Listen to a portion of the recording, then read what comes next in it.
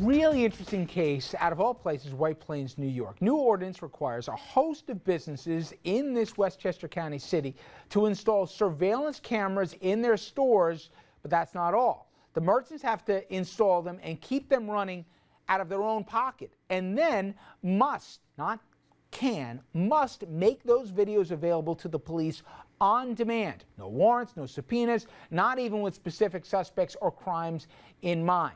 On demand. Now, the ordinance applies to liquor stores, pawn shops, jewelry resale shops, check cashing businesses, and all businesses operating between midnight and 4 a.m. It's interesting. You read some of the comments from folks, they say, hey, this is a safety issue, it makes sense. But to me, one comment that a jeweler said really stood out to me. He said, hey, it's like Big Brother watching you, but I guess that's one of the perils of having a business. Whoa. You own a business, and it's not like the city puts cameras up all over the place. The cities across America, they put them up in the public streets. But you got to put one in your own store, out of your own pocket, and they come say turn over, even if you haven't been robbed and you got to do it. This isn't privacy? I mean, somebody brought up the Fifth Amendment, that this is, you know, about now, I guess we're talking about the takings clause, right? That's what it is. It's not a privacy issue at all, because anybody off the street can walk into a business that's open. So it's naturally a public place. You don't have any expectation of privacy, neither the owner does, not the employees, and not the customers. Somebody comes in to my place of business, Mark, and says, oh, you know what? I'm going to want you're going to have to install out of your own pocket and do the following, give me tapes whoever walks in your business. I think, fairly argue, well, that could have a chilling effect on my commerce. People aren't going to want to walk in and out if they're under surveillance. All of a sudden, you're putting a burden on me. You want to do it, you pay for it. Here's the thing, though.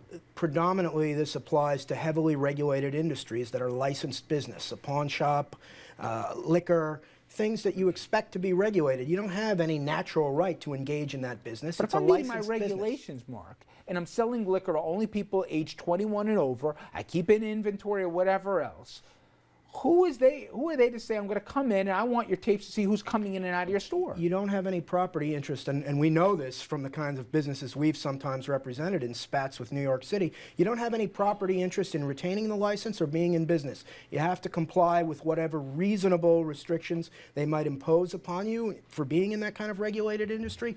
Now, wait. On that. Right. This is reasonable? You guys agree what the PD wants to do is reasonable? I don't think it's reasonable for this reason. And I get the safety concerns, and the other side, the other end of that argument is instead of having a chilling effect, it's going to have a chilling effect on the criminals who would come in and rob me, and so on. The problem is people are struggling. So aside from the taking, you know, in terms of the tapes, you know, what of the people who can't afford it? You're talking about a $2,500, $3,500 expense, then the cost of monitoring and so on and so forth goes on and on and on. And these are it's an ordinance punishable by jail and yet monetary fines. That's my problem. What of the people, the small pharmacies who have enough trouble with the CVSs and the big pharmacies come and running them over? What of the small businesses that can't afford it? Why should a CVS next door not have to do this, but because we deem here it's a check cashing place, that they got to do it? Obviously, you're going to tell me by law they're allowed to, but we can identify certain businesses that we can have to have additional protections. There's one thing if the cops want to pay for it themselves or the city, you're making somebody pay for it because of the business they've chosen to get into. Maybe I shouldn't be surprised, but it's surprising. You're making CVS do it, because in White Plains, there's CVSs that are open after midnight. So they would also have to do it. They're not heavily regulated. They're selling you whatever they sell, aspirin and chips and stuff like that. But they also have but the pharmacy quite often is closed at midnight. So what will happen is if the pharmacy's closed, now you still have to have surveillance there. And I think you do have a privacy interest, because if you own the business, you may even own the building. You may live upstairs. All right. If no one's there in your store, you do kind of have an expectation that there's privacy there. But beyond that, you have to keep the camera running for an additional 2 hours after you close. And at some point, they're compelling you almost to be a witness against yourself. Suppose you work at a liquor store and you sell to someone who's underage. You now have to give them the footage of you making that sale? I mean, there's so many different areas where I think that this is just fundamentally wrong, but let alone the fact that you're footing the bill for this. There's absolutely nothing that prevents the city of White Plains from putting up surveillance cameras outside. We talked about the merits of that before we started the show today, and sometimes those cameras even show that the suspect is not the perpetrator. And they can do that. That's fine. You'd see if someone broke into a store. You'd see if someone exits and enters the store. But to make a business owner That pays foot taxes. who pays taxes That pays already taxes for law now enforcement. essentially deputize themselves as a police officer. Well, that's what it is. That's really what it an is. auxiliary to the police force. We can debate the wisdom of it as a policy matter, and I agree with both my colleagues that it's a bad thing to be making mom and pop store on Main Street subsidize and underwrite this. That's a different question from a legal question. There's going to be you're going to have a very difficult time persuading any judge that this is an unreasonable restriction on your ability to do business, because you don't have a right to be in a regulated industry in the first place. But Mark, what if you- about, I'm sorry, but what about, Mark, the argument that, okay, you go through this and it's now having to, go in your own pocket here to pay for something that the city wants. It's not even your choice.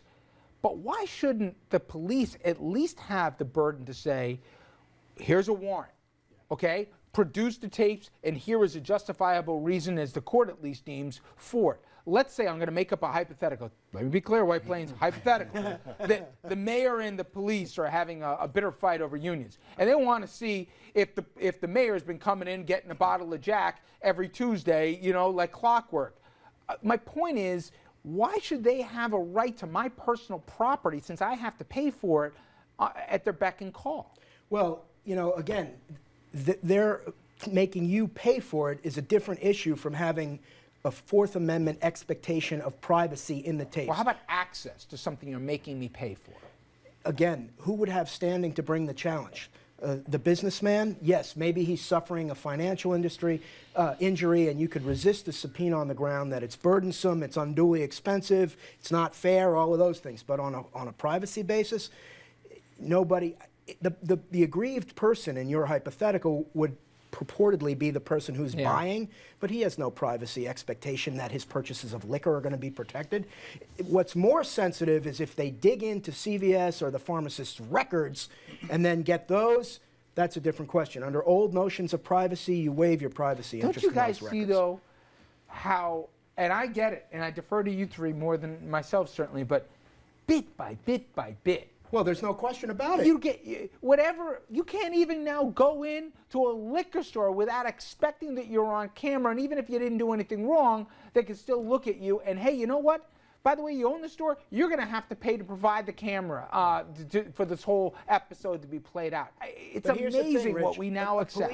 A police officer could take his car, park it in the liquor store's parking lot, and camp out there 24/7 and look who's going in and out of the store. How is the camera a bigger intrusion? Because I'm than not that? paying for his camera. Okay, that's But that's also- What about from 12 to 2? Right. Does an expectation of privacy kick in at some point? You and I own the store. We close shop at 12 o'clock. We're doing what we're doing between 12 and 2. The door is locked. Nobody can come in. So we do have an expectation of privacy is created at least at certain points during this. Yeah. But we talked about it last week, the GPS on the car, slowly but surely everything we do is so easily obtainable. And by the way, the somebody made a government. point. I know we're at a break here.